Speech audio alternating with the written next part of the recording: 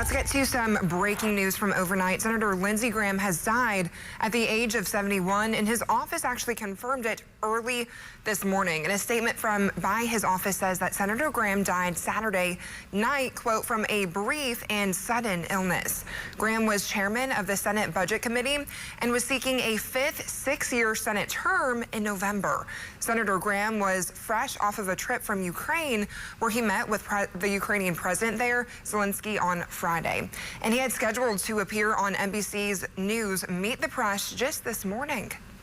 And right now, the political world is reacting to his passing right now. President Trump posted on Truth Social saying that the long-serving senator is one of the greatest people he has ever known.